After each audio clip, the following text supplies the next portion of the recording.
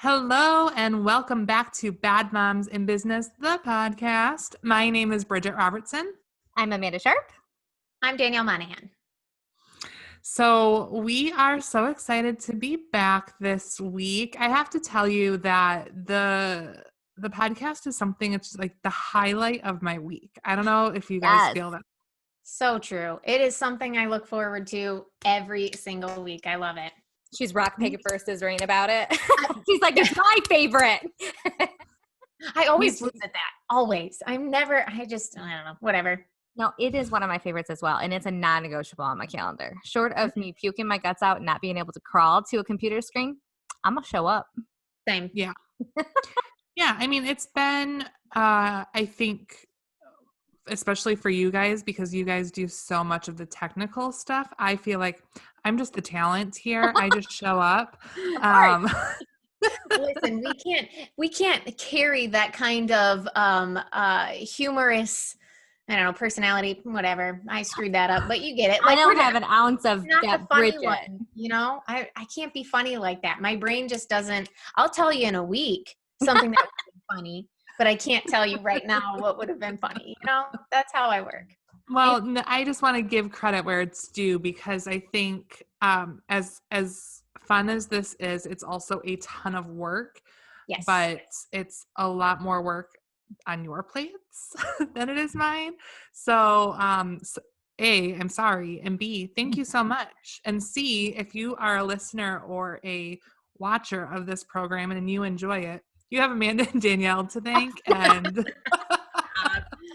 she is totally lying. I do think you bring up a really good point about the amount of work, though. I mean, yes, this is like our therapy coffee dates with one another. And so it's very therapeutic to us, but there is a lot of work that goes behind the scenes. And we do that because we really do feel like these messages, our conversations are helpful for people. So please let us know that it is worth our effort. Because you don't think of all of the stuff that goes behind the production of making a podcast until you actually start to do it. And you're like, wow, it's not as simple as just sitting down and recording. There's a lot of moving parts. Absolutely. Yeah. This is the funnest part of the moving parts for sure. Yeah, exactly. I love it though. And I'm so grateful I get to do it with you too. Yeah. Me too. So let's tell them what we're talking about today. Yeah. So today we are talking about the ever-present mom guilt. Dun, dun, dun. Mm-hmm. So I don't know if we want to just jump into it. Yeah. Okay. Do you guys want to start? Do you want me to start? See, this is something that we should probably talk about. This is all part of going into like the work that goes into a podcast. Well, I think it's funny. I don't know if a lot of people realize the order in which we do things always goes from Bridgette to Amanda to myself, just to kind of stay in that B.A.D. And I think it kind of goes back to the fact that like none of us want to step on each other's toes and be like, well, I'm going to go first and I'm going to do this and you're going to do that. And so we're all just like, let's just follow the trend that we do. Well, even as simple as the intros, it's like, no, Bridgette, you get to do it this week. No, you get to. Like we do want everyone, like the others to be out there even before ourselves.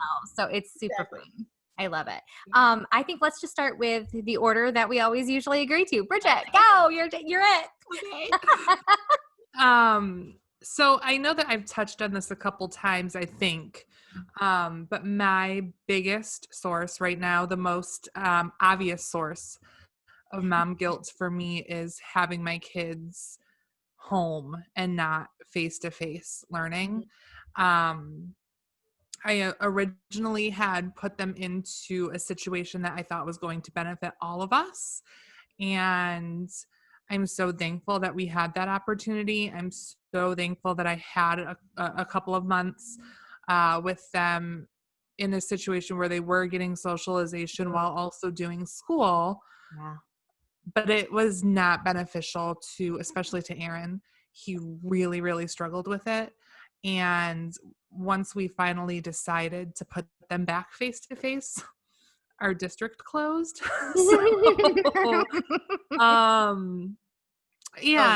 Our district closed, and the place that they were going to also closed based on the new COVID restrictions. So now they're just home with me.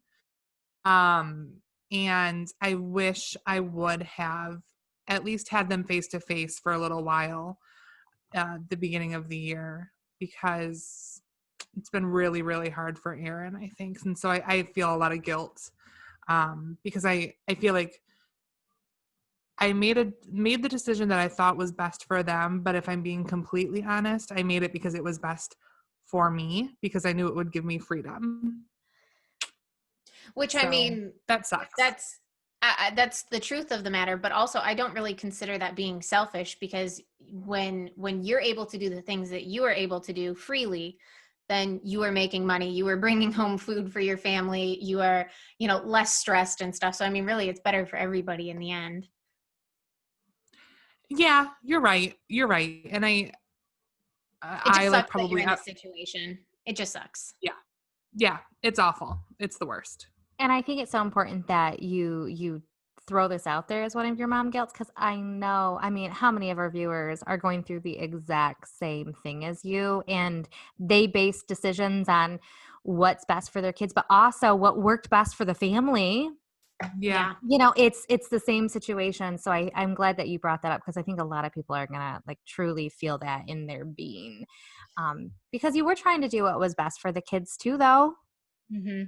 Yeah, I mean, I did think they love the person that they were with, the family that they were with, and that was a win-win. And we did have a conversation. I didn't just unilaterally make the decision. Oh, yeah. I asked them what they wanted to do. That's what they wanted to do. I guess I wish I would have thought it through a little bit more. I think you But also, and I don't want to just put words in your mouth, but I do think you based a lot of your decision on how it went down in the spring. And so at the time, I feel like your feeling going into the fall was very validated. I feel like that would have been the solution for spring. In this fall, it's turned into a whole different ball game for everybody. So give yourself some grace with that, because I really do think, with the data you had, you made a really solid decision. yeah, I tried to. I did try to. And so I do find some comfort in that aspect of it. But yeah, that's the one I'm struggling with right now the most. What about you, Amanda? Don't come after me, people. And the next round, because we're gonna go at least 2 rounds, right? I want to choose my rounds carefully. So I might get kicked off the island again. Let's all remember the Thanksgiving madness bracket The dreaded game of that we 2020. so bad. This is going to sound awful, but it also has to go with my style of parenting. So please don't come after me. Please don't judge me. Please don't hate me, Bridgette. Please don't shoot me daggers that I drop down dead through Zoom. Because of my parenting style and how hard I try to make the world perfect, like I have to say, like most days I don't struggle with mom guilt. But you wouldn't even believe the internal preparation that goes into making that happen. My whole life is like a game of chess when it comes to things like that. And I've been so specific and so, systematic, and any other word that means that, with every piece of the puzzle that I've moved, that it's allowed me to kind of get to that position, even when Owen was younger. So like today I don't have it. Tomorrow's a new day. So who knows what will come my way. I'm smart enough to at least say that. And I have to throw in there too, Owen is almost 14, totally throws in a whole different situation of the mom guilt. I mean, yes, I'm struggling with, I shouldn't say struggling with school, but like we're doing the completely virtual school, and you think you're doing the right thing and you hope that it's right and yada, yada, yada. But anything Lincoln learning goes away, Amanda's screwed. Right? Yeah. I mean, their business can just close their doors, and then it would be the same situation that I did what I thought was best, and now that's not available to me anymore. So we're all just one thing away from our world getting, shifted. Danielle? Yeah. So I had a whole list. I mean, I could go on and on about mom guilt and just guilt in general. But my biggest one is the whole like work life, mom life balance.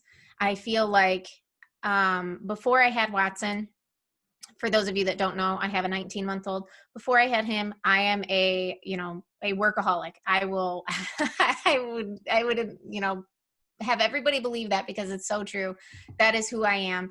And so when I'm working, I'm feeling guilty for not spending time with him. When I'm spending time with him, I have the reverse of that, and I have guilt that I'm not actually working. It's a catch-22. I feel like I'm not spending enough, and it's something I've been working on, but I don't feel like when I'm with him, like I'm not present enough because I'm constantly thinking of other things. So I've been taking steps in my life to kind of tweak those things and kind of think about my life as a little bit of a chessboard, Amanda, but to try to make sure that I have things out of my brain as far as work goes and know that I have time dedicated to doing those things when I don't have to be with him or when I'm spending time with him or spending playtime and stuff. But that's been hands down my number one struggle since becoming a mom.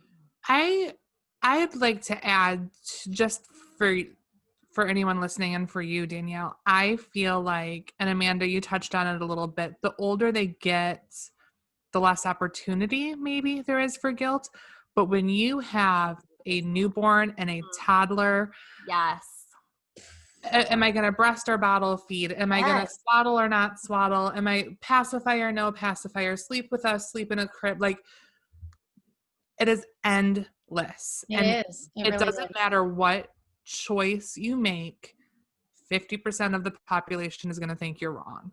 Mm-hmm. Yes. So I would say, first of all, and Amanda can attest to this, Watson's the smartest baby I've ever met in my life. He's famous on TikTok too. Now, just saying. Yeah, first of all. It hasn't went to his head yet, but it's about to. We've been sheltering him from it a little bit, but literally it's so crazy. I don't know. I love that. I just had to mention that. I apologize. He's not even 2 years old, and he will sit after this podcast on video with us and tell us all the colors of the rainbow. He can count to what number? Like 15 or something crazy? My age. And he's not even 2. Mm-hmm. So you're obviously doing something right. Yeah. And we're all going to make mistakes. We're all going to make decisions where we think, if only I would have done the other thing, maybe things would have played out differently. But at the end of the day, please, Watson's like the most amazing kid I've ever met. I just love him so much. It's like, am I loving him too much? Am I smothering him too much? Am I spending enough time with him? I can say, and anyone can come at me for this, and that's all right. I don't think you can love a child too much. Can you smother them too much? Yes. Mm-hmm. Owen, I smothered the poor child. There is a difference, and I've had to learn to 1,000. Yeah. But I don't think you can love a child too much. So he's so squishy. I love him so much. Before we go to round 2, can I just say I've never had a laundry basket in the back of our podcast before. Oh, I didn't even notice it. Did not even. And anyone who would like to look and notice, because that's the last time you'll ever see Amanda do laundry. I hate it so much. I just keep it in the basement and hide it and try to buy new clothes for my family. I love laundry. That's, oh my gosh. I know, weird.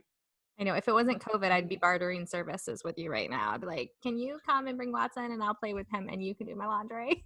Hey, if somebody would cook for me, I would do just about any other chore under the sun. You want me to wash your toilets? You cook for me? Done.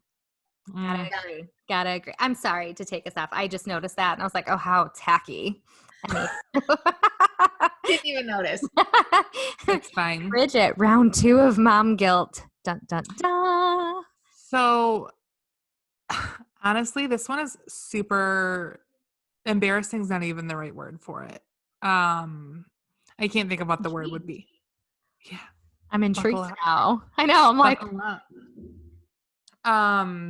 I struggle with anxiety super bad. And I know that's something that I think everyone has some sort of anxious mind or anxious behavior. I don't know that people do. I also struggle with it, but I didn't think that, I don't know. I always thought the same thing, but the more I talk to people, the more I'm realizing, I don't know if it's a woman thing or what, but like, I don't think there's as many people who actually suffer with it the way that it seems like we do, that, that you would believe. That's fair. That's fair. I feel like it's something that anytime you say, oh my gosh, I have anxiety over that, everyone's like, oh my gosh, me too. I'm so anxious all the time. Mhm. But I have been medicated for it. I'm not currently medicated for it, such is life. Probably need to get back on that. But I am ashamed. That's the word. Not Mhm. embarrassed, ashamed. Um, I'm a slapper.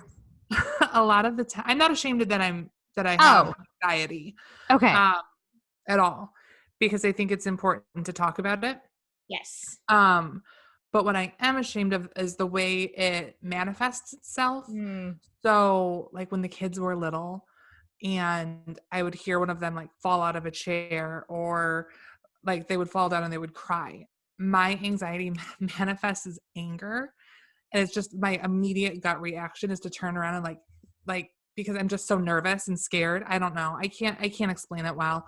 But I will never forget the time Aaron fell out of a chair after I had told him over and over and over again, you're going to fall. You are going to fall. Sit still. You are going to fall. Then he falls and he starts crying. And I immediately am worried, like, oh my gosh, he cracked his head open. He broke his neck, whatever. And I turn and like in anger, because that's just how it happens in me. And he like did one of these, like I was going to slap him, which I would like to say I don't slap my children. But he had like a visceral reaction, like, oh gosh, she's mad. And in my head, I was like, oh my gosh, I'm teaching my kids that when they get hurt, I'm mad. And I'm not mad. I'm terrified. It just comes out as anger. Does that make Here's sense where to anyone? it makes 100% sense. And here's the credit that I want to give you is that you realize that in yourself. How many people go through life having manifestations from, either maybe it is from stress, maybe it's from anxiety, maybe it's from happiness, sadness, depression, anything, but they're not realizing the pattern that they're in. How Mm. amazing is it of you to realize and see that in yourself? That's the only way that you can work on things, is by owning up That's to it and being honest. That's true. And I do have to say that my kids no longer like react like startled anytime they get hurt, which is great because that shows that I have worked on it. Yeah. Because I will never forget that moment when I turned around and he immediately knew, like, oh man, she's mad. Hmm. And truly I wasn't. I was terrified. It's just sad. It's really sad. And I think about it a lot. The only thing I Go can ahead, think Amanda. of is like the whole time we're saying this, I'm like, that was just the previous generation's parenting style too. So maybe they all suffered from anxiety, because how many times do you see it referenced in a movie?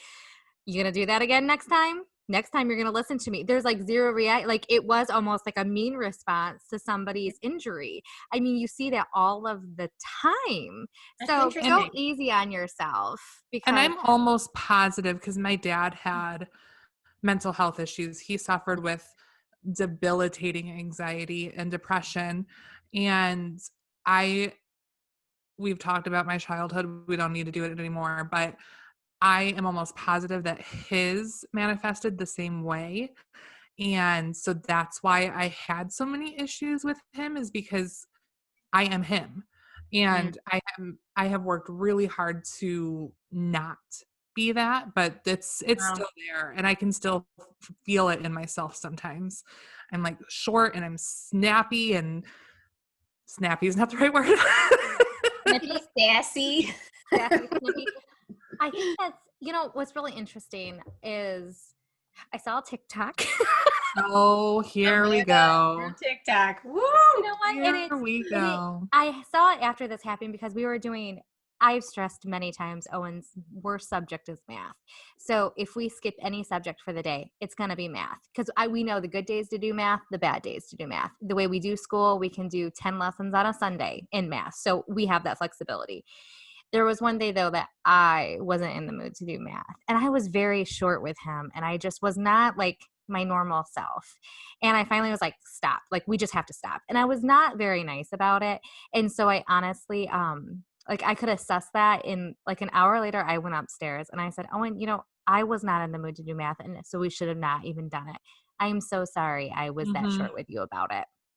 Yep. And I did that. And I think there was something, I just did it because I knew that I needed to. But then I saw a TikTok about how like so many people parent that their parenting is never the wrong.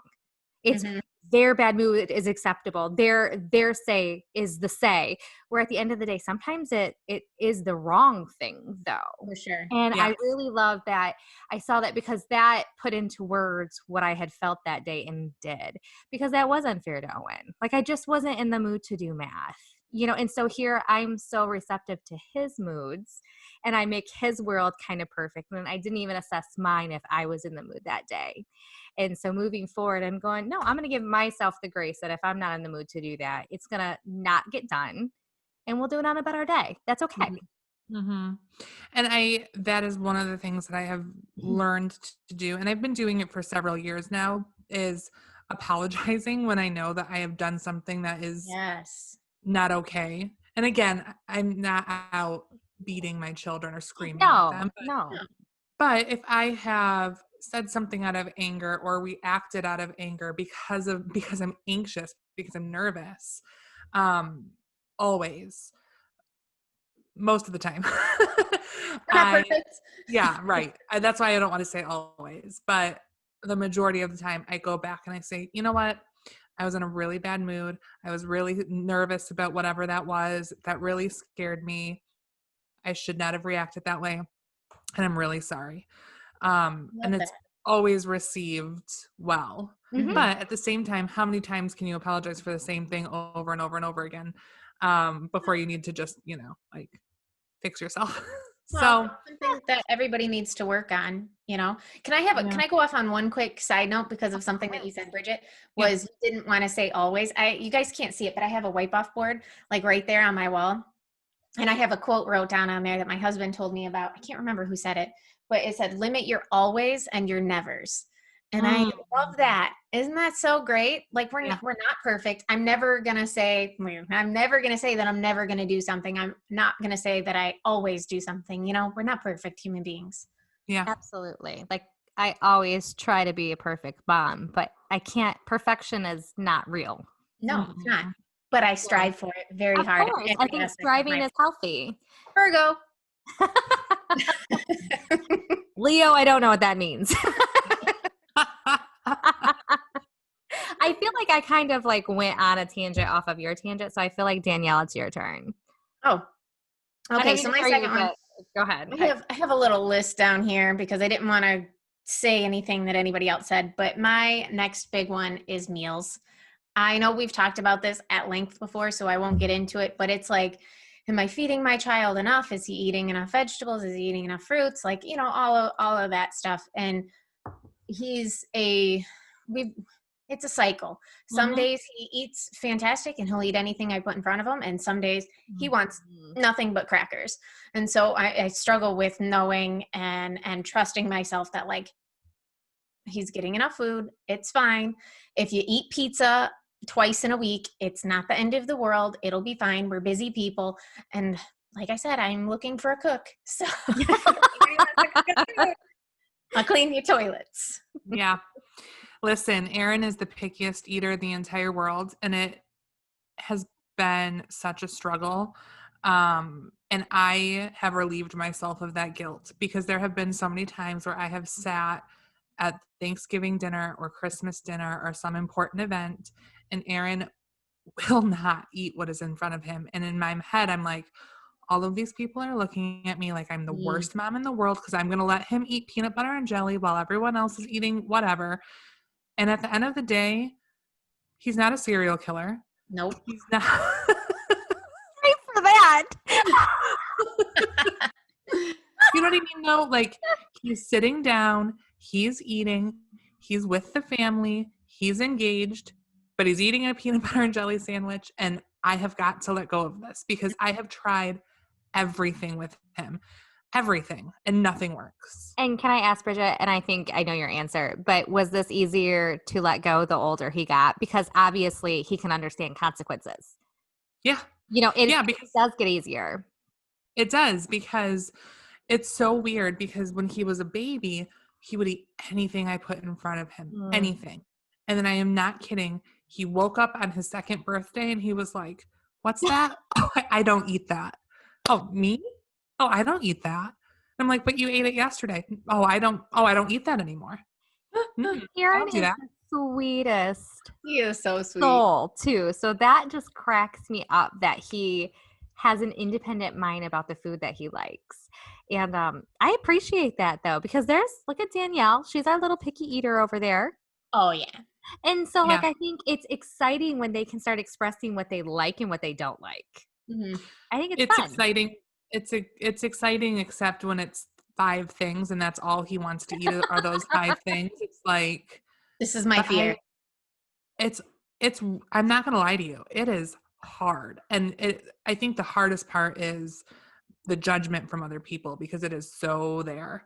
And I was one of those people. I was one of those people who would say, my kid is going to eat whatever I put in front of him. I am not making 2 meals. And boy, did I get that handed back to me. Famous last words of so many mothers. No joke. Although he's almost 10 now. So if he's not eating what I've made, you may make yourself something, but I am not catering to you. I love Here it. we go again with the I'm not a helicopter mom. I'll get there one day. One day I will get there. We'll see. Watson's 19 months old. You can't do anything about that. Aaron's almost 10. One day. One day. I love it. I love it. Bridgette, are you on for your next one? I think you piggybacked No, off of. I feel like I just talked and talked and talked. So go ahead, Amanda. Well, this one's kind of lengthy, but this is by Do it. far my biggest parenting fail of my life. And y'all might laugh at me, and Danielle You will. know the You will. story. You will laugh at her. You will laugh. And this might be the only episode I cry during.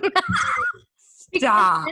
You guys know I'm still so emotionally upset about this. So Owen wears glasses and he's so cute in them. And we go every single year because being able to see is super important to me. I feel like that is huge. And while he wasn't in school this year and he didn't need that precision, I still wanted his right prescription on his eyeballs because Marcus needs glasses and I want Owen to be able to see. So we went to the eye doctor. His, as it does almost every year, it changes. We get them ordered. We go to pick them up, and he's like, they don't feel right. And the lady's like, well, give them a try. We try them for a couple days, but not hardcore. I even asked them, hey, how long does it take to get used to glasses?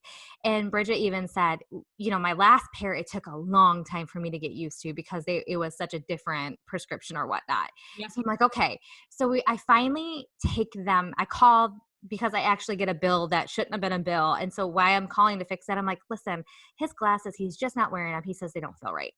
And the lady is like, oh, well, why don't you come in? We'll check them. Maybe we need to take them down a little bit because his prescription went up. Went back in. They're like, okay, well, we'll take him down a notch. So they take his glasses we were given. They are going to replace the lens by taking it down like a prescription or a quarter, as they were referring to it. We go to pick them up because they come in, go to pick them up. Owen puts them on and he's like, they feel the same and they just don't feel right. And the girl's like, we went down a notch. Like if we go any lower, it's like what he currently has, blah, blah, blah. She's like, please just give it the weekend. If they don't work by Monday, call me. But make sure he wears them Saturday and Sunday and Monday until we talk again. So I'm forcing this kid to wear them. The first time I didn't, but this time they're like, no, it's fine. He has to get used to them because they're the new revised version. So he's like, no, they don't feel good. I'm giving him ibuprofen every 8 hours because he has a headache. He says, my eyes feel like they're bleeding, yada, yada, yada. And I'm like, you got to wear them. So finally on Tuesday, I get a call from the eye doctor after making my child wear said glasses all weekend long. Owen's new prescription's in. When would you like to pick them up? And I was like, what prescription? Well, his adjusted lenses. Then what the F is on his head? What, Amanda? I didn't say that. I know, but I'm still angry. Guys, so I Amanda immediately does not took say them things off like of my child's eyes and say, please put on your old ones because I'm going, oh my gosh, I just literally was making my child's eyes bleed for the last 3 days. I'm furious. So we go in to because I say he needs a whole new examination. We're starting from scratch again. I go back in. I'm like, I need you to read the glasses he has and tell me what he has on his head. You guys, it wasn't just his new prescription. Oh no. And it wasn't his new altered prescription. Oh, no. There was someone else's prescription altogether. I made my child for 3 days wear someone else's glasses. I could cry, and I'm going to giggle a little because I'm going to try not to cry during the giggle. They were clearly upset because they're like, we don't know how this happened. We are supposed to read them every single time before we hand them. So not just did one person drop the ball, several people dropped the ball on my child. And my biggest guilt from all of that is my son knows his eyes. My son has always known his body. And for 3 days, I forgot that because I listened to a doctor over him. And while doctors know what they're doing, mistakes and errors still can happen. Mm-hmm. And so my biggest mom guilt is my son does know himself, and I ignored that. And I don't think I damaged his eyes, but imagine wearing someone else's glasses for 3 days. I can't even put a pair of glasses on my head without wanting to throw up. And here I made him wear too strong of a prescription for 3 days. That'll go down, like on my deathbed, I still will be apologizing for that. You can't even tell me anything that will make it better. You just can't. We're going to try though. You just can't. Let me tell you this. I have 2 things to say. First of all, children are dramatic. I have one right now who has an expander in his mouth. And he will go all day. Everything's fine. Nothing hurts. He's not complaining. Come nighttime, he's like, I need Tylenol. I need water. My mouth hurts so bad. I just can't go to sleep. His mouth is not raw. Nothing is poking. But it's just like, and I believe him. I give him the Tylenol. It's fine. Mm-hmm. But my instinct in your position, Amanda, would have been the same one, because sometimes it does take time to adjust to your new glasses. And I don't wear glasses, so I assumed that was normal. Mm-hmm. And as someone who wears glasses, as someone who just got a new prescription and had a headache for a couple days and my eyes felt weird for a couple of days, I would have just said, dude, this is part of it. I know it stinks. Here's some, like, I would have done the exact same thing. And I wear glasses. So I wore glasses for, 100 years. I had LASIK 12 years ago, something like that. 13 years ago. But yeah, I was given the wrong prescription. I think I told you about that when all of this was happening. I was given the wrong prescription one time in my life. It was just an error, who knows? Anyways, where I was given too strong of a prescription as well. Speaking from experience, I was not 13. I was probably 17, 18 when it happened. Was it very uncomfortable? I powered through for about a week and a half, 2 weeks, I think, before I was like, something's wrong here. Something's just not right.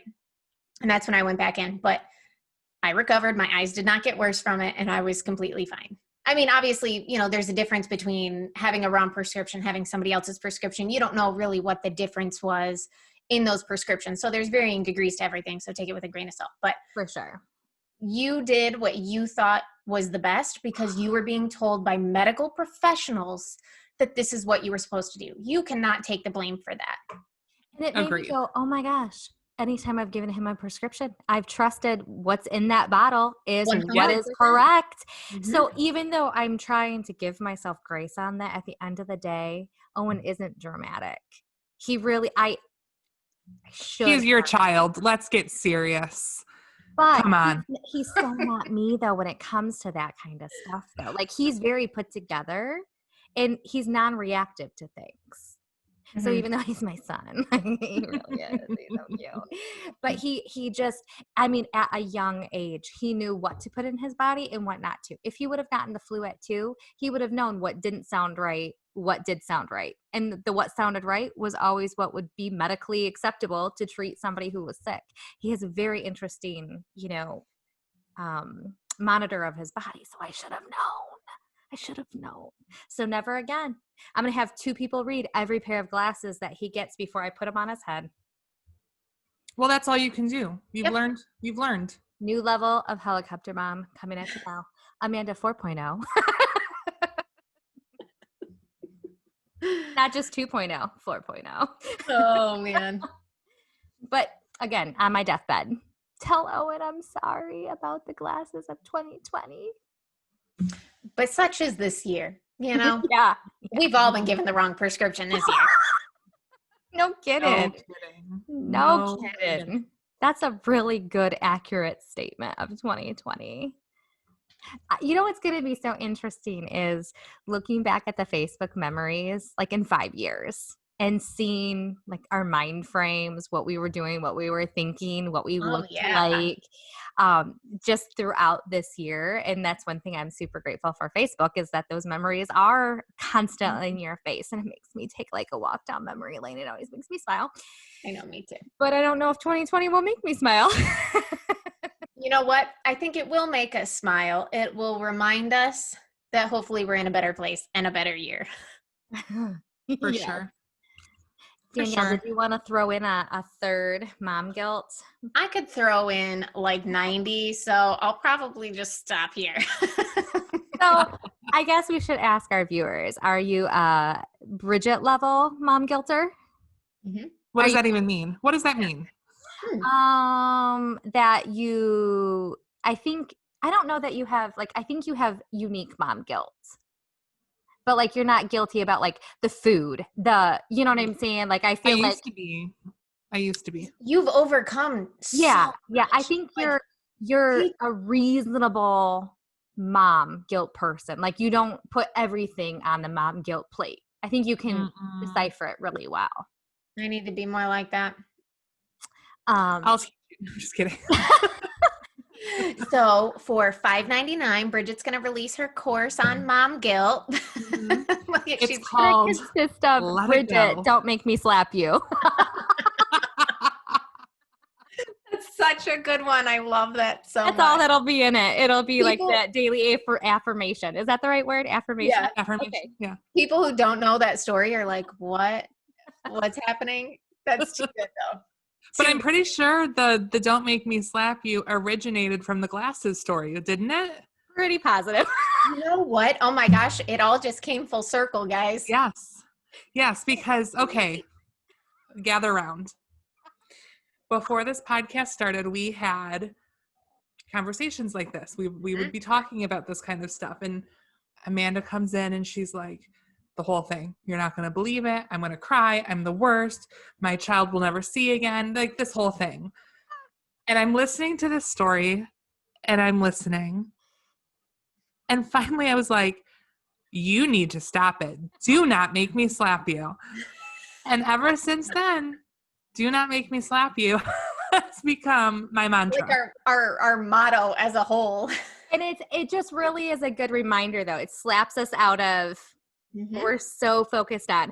And I should add, I went upstairs after I found out that they were the wrong glasses, and I apologized to Owen, and I bought him like $100 in PlayStation stuff. So just saying. So you are such a level. Like I will never get there. Never. There's Bridgette mom guilt level. There's Amanda who pays their child for their errors. And then Danielle, what kind of level would you say you're at? Well, somewhere in between, you guys. I don't even know. I'm way off in left field from you guys. I don't know. In some ways, I feel like I need to tame the mom guilt, and in some ways, I'm like, you're not guilty enough. You're not paying your child. You don't feel guilty enough. That's your quotable for this week. You're not guilty enough. So mine can be, I pay my child for the guilt. And then Danielle's is like, I'm not guilty enough. And Bridgette, what should yours be? Don't make me slap you. Make me slap you guilt. I like it. That's us in a nutshell. Exactly. Oh, my jaw hurts from laughing. This was good for my soul. Oh my gosh. I'm still not over the eyeglasses, but I do feel better. Oh my goodness. I'm taking notes. Sorry. I see she's very diligently taking notes. I'm going to get a is. talking to after this podcast. Writing very furiously. For those of you that are just listening, she's like looking down, writing so furiously right now. Look at her eyebrows are all raised like, Ooh, Amanda's getting an F. Amanda's getting an F. Wait. Two-sided. With a double-sided sticky note, I'm really in trouble now. Yep. Oh, Detention. listen, if you take anything from this, take this. We all have some level of mom guilt. Some of those levels are absolutely insane, Amanda. And some of them are reasonable. Me. Some of us fall in between. Yeah. No, what I mean, what I want to say is we all struggle with it for sure. I don't think there's a single mom out there who hasn't felt guilty over something at one time or another, throughout their children's lives. So you're not alone in it. But I think just as you've heard all of the things that we have talked about, and you probably can have talking points for each of us. You know what I mean? Like, Amanda, don't be so ridiculous. Bridgette, but you're working on that. Danielle, but he's a toddler. We would have the same line of reasoning for you as well with whatever it is you're struggling with. Because at the end of the day, if your child's fed and you're not like a crack addict, I think you're doing okay. And even if you are a crack addict, honestly, I've got love for you. It's fine. We're all just doing the best that we can here. That's true. Yes. Yeah, we really are. And 2020 is really awful. We're almost done, guys. Really awful. I can see the light at the end of the tunnel. We are almost there. Few days, just a couple weeks. So close. So close. So Bridgette, what should our takeaway from this be this week? That, be guilty. Look at her face. Be guilty. Own the guilt. Slap people. I don't know, because I think this is a serious topic, and I do think it's something that people really struggle with seriously. So I think it's just to be okay with knowing that it's reasonable to feel guilty about stuff. Maybe just be okay.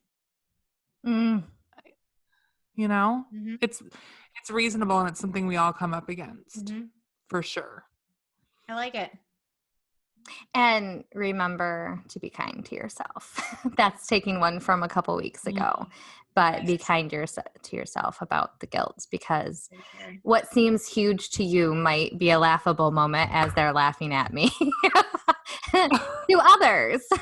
So, I mean, sometimes the big deal really in, the world is not so bad.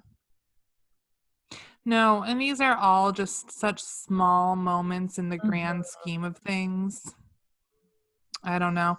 One thing I was going to bring up too, especially Danielle, when you were talking about work-life balance, am I spending enough time working? Am I spending enough time with Watson? There was a study. I heard it on a podcast, so I can't exactly quote where the study came from. But Dax Shepard read somewhere that working moms of this generation spend more time with their kids than 50s housewives did. Like more quality time. And maybe not even quality time. I think time in general. I would believe that. I truly would, because you look at, and I don't want to say I want to reference movies all the time, but movies definitely are reflective of the period that they were filmed in, right? Sure. And I mean, you do see that in the movies, like children did their own thing. I never thought about that. Actually makes me feel better. I never thought about that before. Especially when they pass that toddler stage. Wouldn't you say like maybe 5 and up, Bridgette, is probably that time? Good point. I like it. I know. I'll have to find the actual article that he references. Maybe we can link to it. Yeah. But if you think about it, I mean, a lot of those housewives, I shouldn't say a lot, but just based off of, like Mad Men, for example, they had nannies come in and take the kids out for the day so the mom could do laundry and cook dinner and, smoke cigarettes in front of the television. it was just a different life. Oh, look at Amanda pulled out her pencil. My fancy pencil. Never smoked a day in my life. Can I tell a quick story about me smoking? Mm-hmm. That I never have smoked a day in my life, but in 5th grade, my friend brought a cigarette in an Altoid case to school, and I put it in my mouth like I do this with my stupid pencil, and I lost sleep for 3 days because I felt so guilty. I put a stupid non-lit cigarette in my mouth, and I thought my mom would be so disappointed. Oh Now, my gosh, that's I ridiculous. can't remember, but one time of my mom actually disciplining me like physically with a spanking, and I deserved it. I rode down the road naked.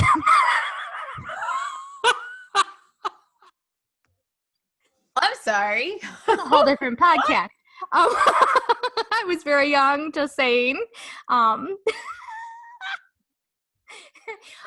that showed like how much my mom did such a good job like raising me and like setting up that tone that I didn't want to disappoint her, that I lost sleep over putting a non-lit cigarette in my face. In my Well, lip. Mom, I used to smoke like a pack and a half a day, so sorry.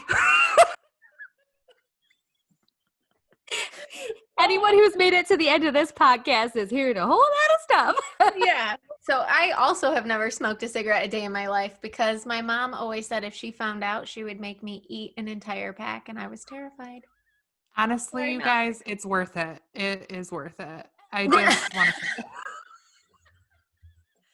I will tell you this, and I don't know why. One of my favorite smells in the whole world is a first lit cigarette. It's gotta be Same. I don't know if it's the paper that's burning or what it is, but it's got to be first lit. Can't be an old nasty one. First lit cigarette. Marcus used to smoke when he was in the military, like many, many military men. And I would actually go sit on the front porch with him because he wasn't allowed to smoke in the house, and actually sit and just smell his smoke. That's stupid. People are going to be like, you're weird, Amanda. No, No, you're I'm not right there weird. with you. Not stale smoke. Like, I don't dig that. It was that, like, fresh. Man, our viewers have learned so much about us. They're reassessing their life situation right now when it comes to listening to us. No doubt about it. I don't know if I have any. On that note, we should wrap this up. I'm ashamed right now. Or unashamed. Could be either. Could be either. Bridgette, I'll let you take us out. All right, kids. Don't smoke. And we'll see you next week. Have a good one. Bye, guys. Bye.